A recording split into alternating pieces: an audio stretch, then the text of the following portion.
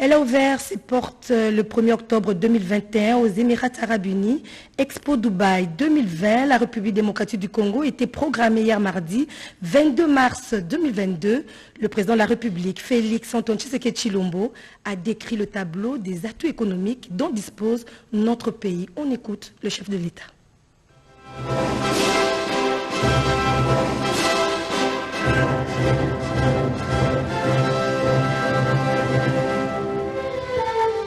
Debout congolais, notre hymne national joué avec maestria à l'Expo Dubaï 2020, une première historique qui valait le déplacement.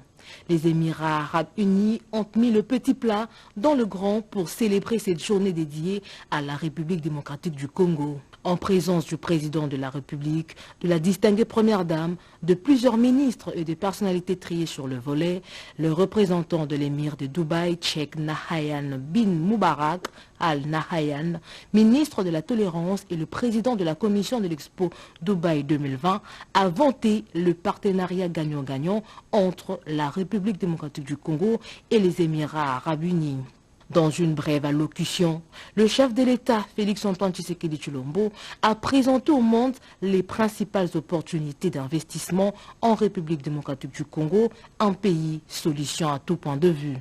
La République démocratique du Congo est honorée d'avoir participé à l'Expo Dubaï 2020 et d'y avoir présenté ses immenses potentialités aussi bien humaines, culturelles, naturelles qu'économiques aux visiteurs venus des 4 coins du monde pour découvrir son patrimoine matériel et immatériel à l'occasion de ce grand rendez-vous mondial. Pour cette journée nationale, le pavillon de la République démocratique du Congo offre toutes les opportunités existantes et à saisir dans différents secteurs. En ce qui concerne particulièrement la culture, la rumba congolaise qui vient d'être consacrée par l'UNESCO comme patrimoine mondial immatériel de l'humanité sera mise à l'honneur ce soir. Sur le plan du défi environnemental, la République démocratique du Congo demeure un pays solution dans la lutte contre le changement climatique, avec ses forêts tropicales du bassin du Congo, ses tourbières qui contiennent plus de 30 gigatonnes de carbone, ses réserves d'eau douce qui sont à peu près 10% des réserves mondiales.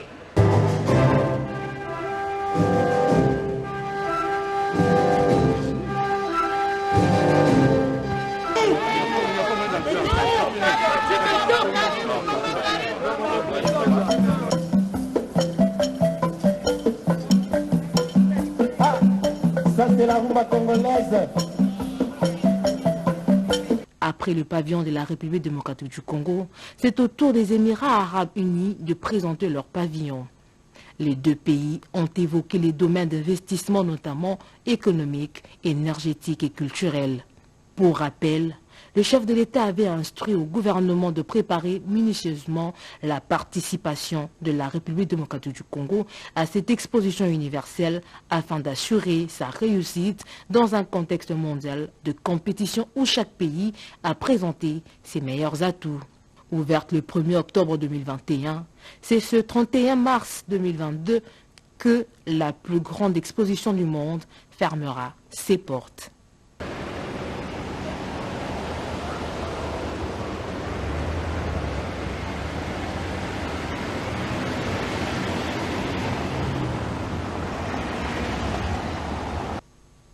Expo Dubaï 2020, la République démocratique du Congo était sous les feux des projecteurs sur le podium, mais aussi dans les travaux d'échange d'expériences. Eric Kabamba nous fait revivre ce qui a été les interventions des différentes entreprises. Lundi 21 mars 2022, plusieurs membres du gouvernement présents à l'Expo Dubaï 2020 étaient devant le membre de la Chambre de commerce et de l'industrie de Dubaï pour non seulement vanter les opportunités qu'offre actuellement la RDC dans différents domaines, mais aussi et surtout séduire tous ces opérateurs économiques à venir investir au pays de Félix-Antoine Tshisekedi Tshilombo. L'agriculture est l'un des points essentiels sur lesquels s'appuie le président congolais pour l'émergence de l'économie de la RDC, a signifié les ministres de l'Agriculture devant cette tribune. Désiré Nzinga a aussi présenté tous les avantages qu'offre la RDC à tout opérateur qui voudrait investir dans le secteur agricole. La RDC est disposée à offrir les avantages à tout investisseur public ou privé susceptible d'apporter la technologie et les finances à l'exploitation de nos 8 millions d'hectares de terres arables. L'entrepreneuriat congolais s'est ouvert aujourd'hui à tout investisseur, a lâché les ministres des PME Eustache Muhandi avec à la clé l'Office pour la promotion de l'entrepreneuriat congolais. À ce jour, notre économie est caractérisée par un nombre très élevé de PME, plus de 80%, dont la majorité évolue dans l'informel avec une contribution significative des femmes et des jeunes. En dehors des installations de cette chambre de commerce, plusieurs stands et pavillons de la RDC ont été érigés pour faire rayonner l'image du pays.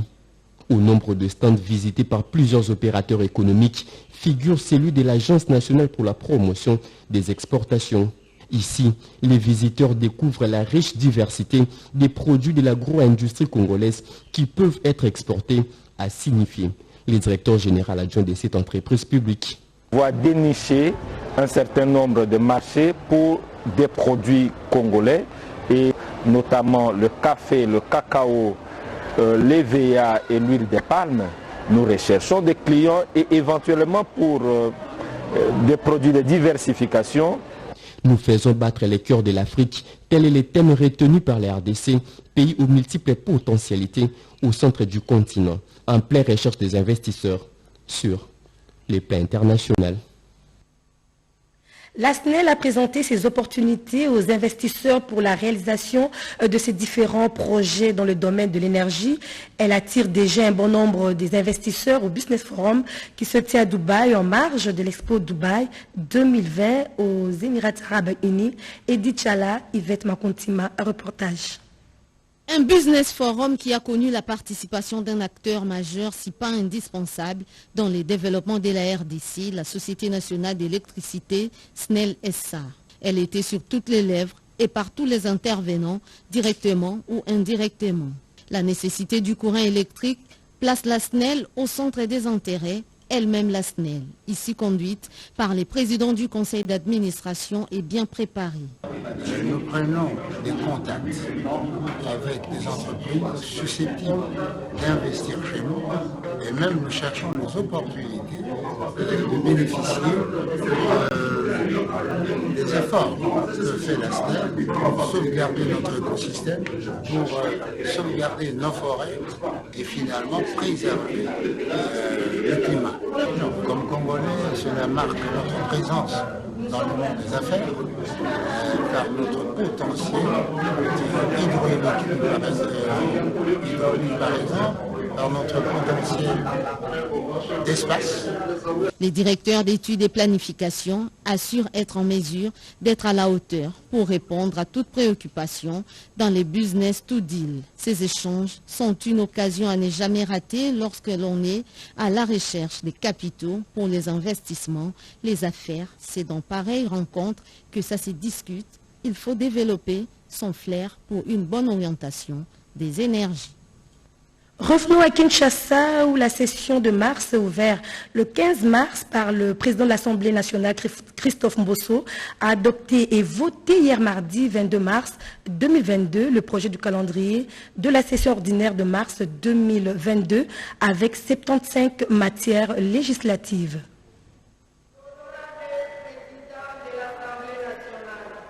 Une plénière essentiellement consacrée à l'adoption et vote du projet de calendrier des travaux de la session ordinaire de mars 2022 et répartition de matières en commission. Le président de l'Assemblée nationale, Christophe Mbossoko Diapwanga, a dans son mot de circonstance mis l'accent sur les matières législatives et non législatives qui seront débattues au cours de cette session ordinaire de mars. Ce projet de calendrier comporte 75 matières législatives et 10 non législatives. Sur le matière non législative, 6 textes de loi ont été envoyés au Sénat en seconde lecture après leur adoption au niveau de la Chambre basse du Parlement. 45 arriérés législatifs seront aussi débattus au cours de cette session. Après les interventions des élus du peuple sur quelques recommandations, l'Assemblée plénière a déclaré recevable et adopté les calendriers de la session ordinaire de mars. Le speaker de la Chambre basse du Parlement a présenté les condoléances au nom du bureau au président provincial de la province du Kwilu pour l'accident de circulation survenu sur la nationale numéro 1 au cours duquel 3 députés provinciaux ont perdu la vie. Et la semaine économique et commerciale belge en République démocratique du Congo, organisée par l'ambassade de Belgique à Kinshasa, a ouvert ses portes lundi 21 mars 2022. Le président du Sénat, Modeste Bahati, qui a clôturé les travaux préparatoires de ces assises, a saisi cette occasion pour appeler les entrepreneurs belges à investir en République démocratique du Congo, nous dit Sandra Nyangitabou. Clôture solennelle de la mission économique et commerciale belge qui se tient à Kinshasa du 19 au 25 mars 2022 sous le thème « Les relations belgo-congolaises et la création des richesses » par l'honorable président du Sénat, Modeste Bahati Lukwebo.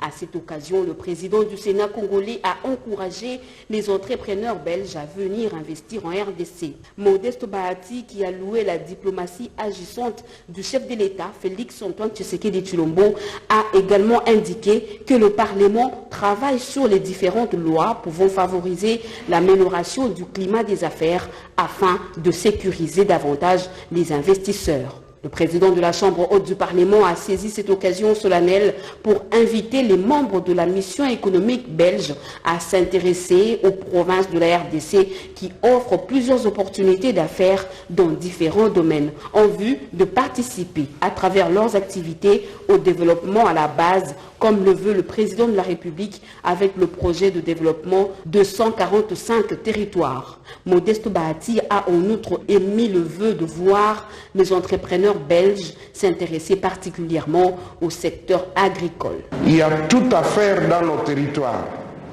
que ce soit le secteur des infrastructures, que ce soit le domaine de l'économie, que ce soit le domaine social où on doit construire les hôpitaux, les écoles, que ce soit le domaine de la formation professionnelle, le domaine des services, les banques et autres.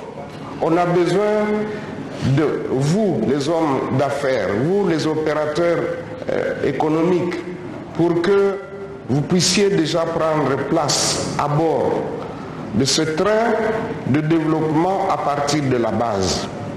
Voilà pourquoi j'ai tenu à venir vous encourager et vous dire que nos portes seront toujours grandement ouvertes, quelles que soient les difficultés ou les embûches que vous aurez à rencontrer. Il n'en manque pas dans la vie, et ce n'est pas seulement en RDC, mais ce qui est important, c'est que nous nous mettrons toujours à votre service pour apporter l'appui nécessaire. Immédiatement après, le président du Sénat congolais a procédé à la coupure du ruban symbolique ouvrant officiellement la semaine belge à Kinshasa. Et puis le rajeunissement de l'administration publique, un processus suivi de près par le vice-premier ministre, ministre de la fonction publique, Jean-Pierre Liaou. Il a réuni les secrétaires généraux pour l'affectation de ces jeunes ENAC avant de procéder à l'évaluation de mise en service des agents des structures standards. Nadine Kilocho, Cédric Enina, reportage. Dans le cadre du projet de réforme et de rajeunissement de l'administration publique, le ministère de la fonction publique organise des sessions de formation de jeunes assurées par l'École nationale d'administration qui est à la 7e promotion. Débutée en 2021, la clôture de la session de la 7e vague sera effective au mois de juillet 2022.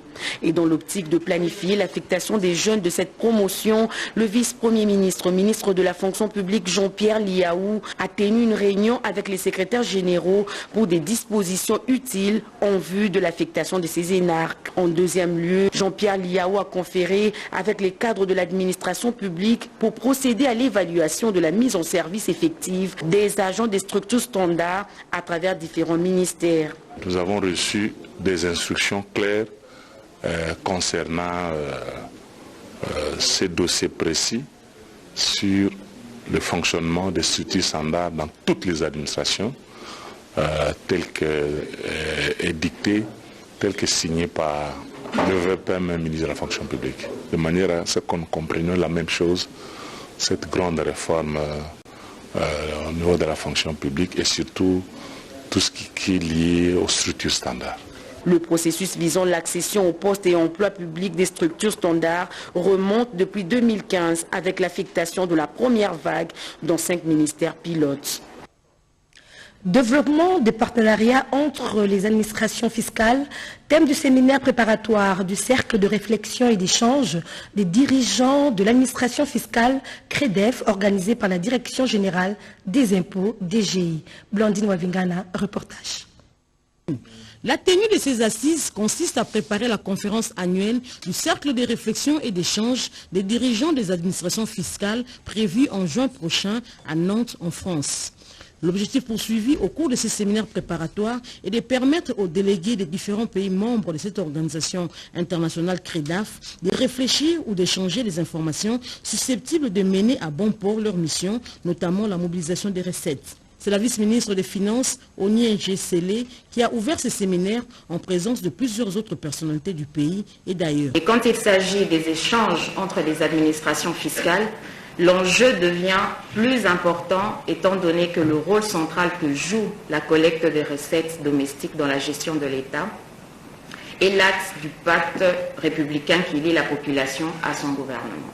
Le directeur général de la Direction générale des impôts, DGI, Mwakadi Mwamba, a relevé qu'il existe au sein de sa régie financière une banque de données des recoupements qui alimentent les services opérationnels. Presque 7 ans après, la Direction générale des impôts de la République démocratique du Congo est heureuse d'accueillir à nouveau une action des CREDAF. Ce choix témoigne l'intérêt toujours grandissant que l'administration fiscale congolaise porte aux activités de notre organisation qui est non seulement un lieu de partage d'expériences et de bonnes pratiques, mais également un cadre de raffermissement des liens entre les responsables des administrations fiscales des pays membres nécessaires à la promotion d'une coopération fiscale mutuellement avantageuse. Une trentaine de pays dont la RDC fait partie du CREDAF. À la CENI, le président a reçu une mission d'évaluation des besoins électoraux des Nations Unies. Ils ont évalué le contexte dans lequel les élections vont se dérouler, notamment les défis à relever, les contraintes et aussi identifier les besoins nécessaires. Un reportage signé Tétis Samba et Hervé Mpoudi. Cette mission des Nations Unies, conduite par Simon-Pierre Nanité-Lamiou, directeur adjoint à la division de l'assistance électorale du département des affaires politiques et de consolidation de la paix, est l'une des réponses de la Commission électorale nationale indépendante qui, conformément aux procédures en vigueur, a introduit une requête le 15 décembre 2021, faisant part de l'évolution du processus électoral et de tous les aspects y relatifs. La délégation s'est entretenue avec le président de la Commission électorale nationale indépendante Denis Kadima Kazadi en présence de quelques membres du bureau et de la plénière ce mardi 22 mars 2022 au siège de cette institution. Une équipe est déployée pour venir discuter avec les principaux acteurs, essayer d'évaluer ensemble le contexte dans lequel les élections vont se dérouler, les différents défis, les contraintes et aussi ensemble identifier les besoins nécessaires et voir dans quelles conditions les Nations Unies pourraient accompagner l'État membre. Nous avons discuté avec le président de la CENI et les membres du bureau. Et après ça, nous allons rencontrer les autres acteurs au niveau du gouvernement, des partis politiques, de la société civile, ainsi que les partenaires internationaux qui sont ici en République démocratique du Congo. On rappelle, la centrale électorale s'est dotée d'une feuille de route, des opérations programmées et a balisé le chemin qui devra conduire à l'organisation des élections démocratiques, transparentes et apaisées. Autre chose, une jeune fille encore élève se démarque d'autres jeunes filles de sa génération. Elle a embrassé l'option électronique, une filière réservée de plus belle aux hommes. Découvrons cette jeune fille avec Fifi Bokemi. Cette jeune fille en 8e électronique évolue sans complexe dans le filière jadis occupée par les hommes. Elle tire sa motivation dans une autre femme qui a percé. Quand j'étais petite, il y avait une amie seulement de mon père qui étudiait avec lui à l'ISTA et qui faisait aussi l'électronique. C'est lui qui a créé les robots roulage là-bas à Kinshasa. Je lui ai pris comme modèle. Je vais juste créer ce que les gens déjà ont créé, mais je vais le faire à ma manière. Je vais un peu modifier. Au milieu des hommes, elle se comporte en tant que telle. J'ai appris à parler devant les gens sans avoir honte d'eux. J'ai appris à affronter les gens sans avoir honte du monde. Malgré ce que les gens disent là, ça ne me regarde pas. Moi, je fais ce que ma tête me dit de faire. Quand il s'agit des études, je suis un homme aussi. Mais quand il s'agit d'autres choses, là, je suis une femme. Véritable modèle pour ses semblables, cette jeune fille constitue le prototype des femmes qui veulent révolutionner le monde. Voilà, les géomètres congolais plaident pour la création de l'ordre national de leur profession. C'était à l'occasion de la journée mondiale des géomètres célébrée chaque 21 mars. Une réunion était organisée pour la circonstance aux États-Unis par visioconférence et la République démocratique du Congo a été représentée par la Fédération des géomètres. Nonon Matsekou, reportage. Mars, le monde entier célèbre la journée internationale des géomètres. Pour cette année, tous les géomètres se sont réunis le lundi 21 mars 2022 à Boston, aux États-Unis, par visioconférence pour discuter autour du thème retenu cette année, les géomètres dans le monde des affaires. La République démocratique du Congo a pris part à cette réunion à travers la Fédération des géomètres congolais. La présidente de cette fédération a exposé sur l'intégration du genre dans la politique nationale. Madame Godelive Panzou a souligné que l'accès à la terre doit être un droit écrit sans discrimination fondée sur l'état matrimonial dans la politique agricole nationale et internationale.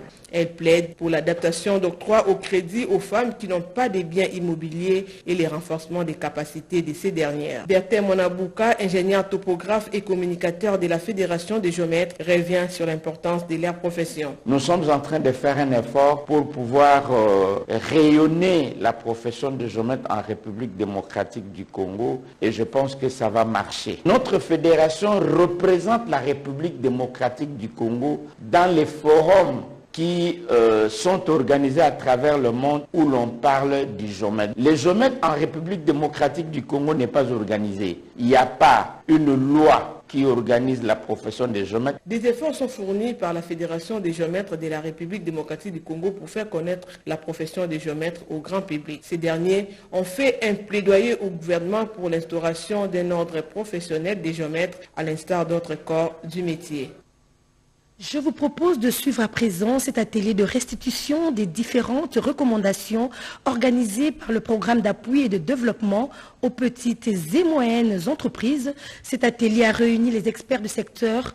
Des précisions avec Guy Matoutou. L'exécutif congolais a levé l'option d'appuyer la croissance de micro, petites et moyennes entreprises et d'accroître les opportunités d'emploi en soutenant les jeunes et les femmes. Les participants à ces assises ont plaidé pour plus d'accès à des informations pertinentes, à l'expertise technique et au financement. Le secrétaire général du projet d'appui au développement de petites et moyennes entreprises est pour un entrepreneuriat local. C'est l'entrepreneuriat qui crée l'emploi et les richesses. Ce sont les privés qui créent l'emploi et les richesses. Si les Congolais n'entreprennent pas, ils tuent le pays. Il ne faut pas attendre que d'autres viennent entreprendre chez nous. C'est nous qui devons entreprendre chez nous ici, en RDC. Alors, au niveau du ministère, il y a des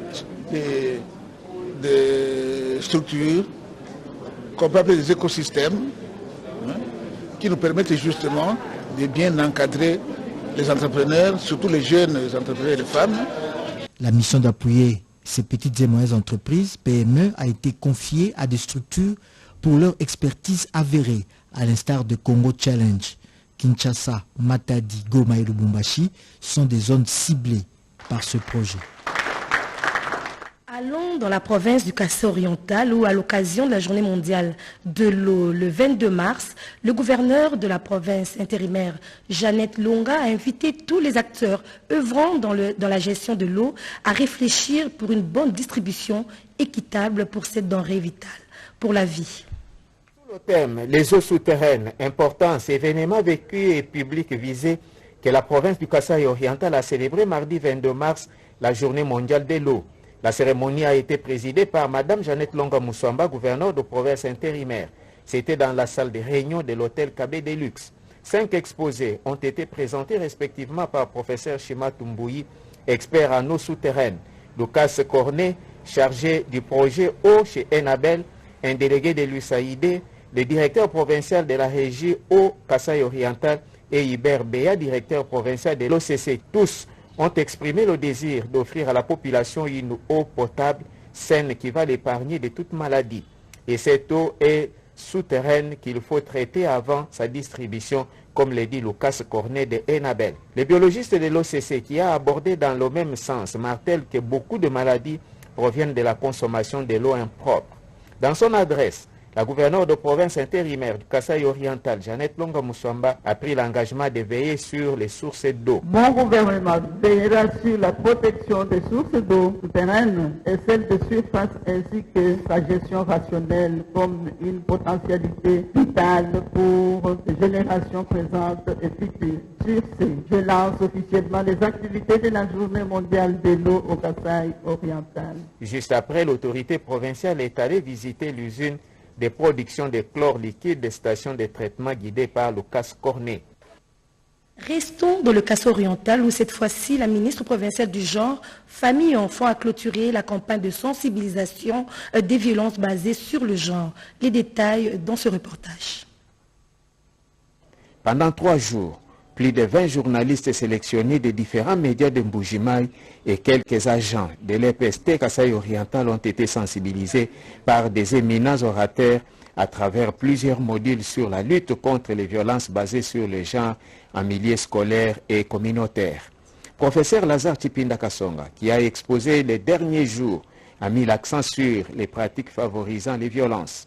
Il a précisé que le gouvernement provincial et les partenaires sont invités à s'impliquer dans cette lutte basée sur le genre. Amener tout le monde à colmater la volonté de pouvoir mettre un frein à ce phénomène qui n'est pas difficile à enrayer.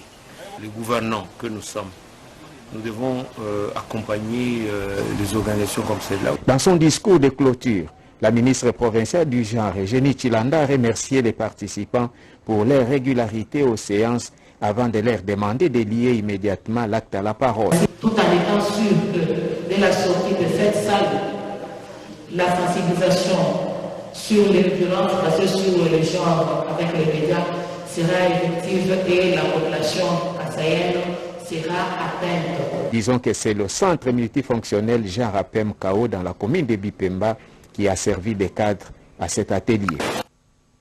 Et pour garantir la consommation des produits de qualité importés et ceux fabriqués localement, l'OCC s'est inscrit dans la logique de la modernisation et de construction des laboratoires qui répondent aux normes internationales.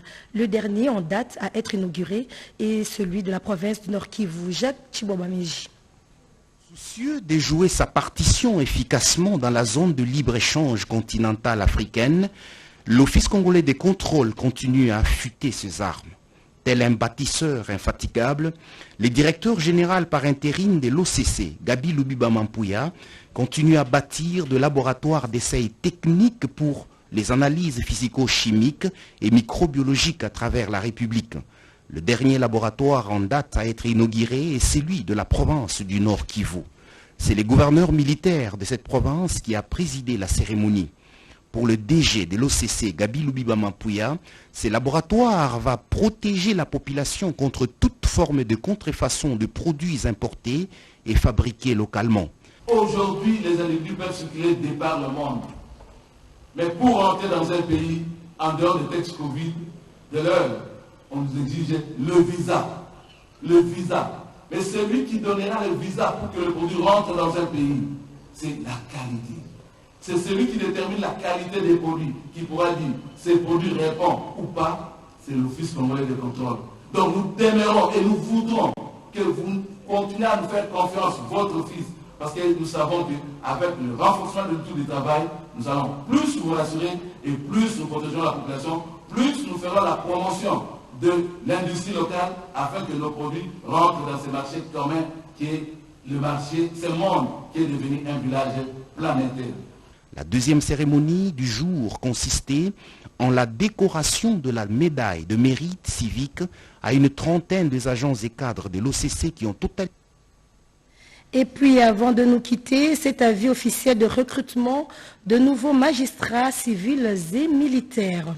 Le président du Conseil supérieur de la magistrature porte à la connaissance du public que le dossier des candidats au poste de substitut du procureur de la République et de substitut de l'auditeur militaire de garnison seront reçus du 23 mars au 30 avril 2022. À Kinshasa, au secrétariat permanent du Conseil supérieur de la magistrature, au 7e niveau de l'immeuble Likasi, quartier royal, commune de la Gombe. En province, au siège des cours d'appel. Il importe de rappeler que le statut des magistrats dispose en son article 1er ce qui suit. Nul ne peut être magistrat s'il ne réunit les conditions énumérées ci-après.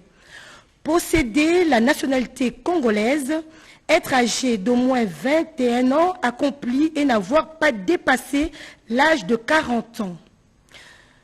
Jouir de la plénitude de ses droits civiques, jouir d'une parfaite moralité attestée par un certificat délivré par une autorité administrative et par un extrait de casier judiciaire, posséder les aptitudes physiques et mentales attestées par un certificat médical daté de moins de 3 mois au dépôt du dossier du secrétariat permanent du Conseil supérieur de la magistrature. Être titulaire d'un diplôme de docteur ou de licence en droit délivré par une université nationale publique ou privée légalement agréée ou d'un diplôme délivré par une université étrangère déclarée équivalent conformément à la législation congolaise sur l'équivalence des diplômes. Il s'agit d'une personne mariée, produire un extrait d'acte de mariage. Ainsi, le dossier à déposer doit contenir les pièces suivantes. Une lettre de motivation adressée au président du Conseil supérieur de la magistrature, une photocopie du diplôme ou une attestation tenant lieu de diplôme de docteur ou de licencié en droit délivré par une université nationale publique ou privée légalement agréée ou d'un diplôme délivré par une université étrangère déclaré équivalent conformément à la législation congolaise sur l'équivalence des diplômes. Un certificat de nationalité, un extrait de casier judiciaire en cours de validité, un certificat de bonne vie et mœurs, une attestation de naissance, un certificat d'aptitude physique et mentale daté de 3 mois, 2 photos, passeport, le curriculum vital. Les dossiers réceptionnés avant le présent avis officiel d'appel à candidature seront considérés comme ayant été déposés dans le délai fixé ci-dessus. Ne seront retenus à l'issue du concours que les candidats ayant obtenu les points au-dessus de la moyenne requise et classés en ordre utile au égard au nombre de postes à pouvoir. Aucun frais n'est prévu et aucune somme d'argent n'est exigible pour le dépôt du dossier et pour la participation au concours. Les lieux et dates du concours seront communiqués ultérieurement, signés par le secrétaire permanent du Conseil supérieur de la magistrature, Biveget Pinga Solojan, général-major, premier avocat général des forces armées. Voilà, nous nous quittons ici. Merci de nous avoir suivis et prochain rendez-vous à 19 h avec Élisée Kambala.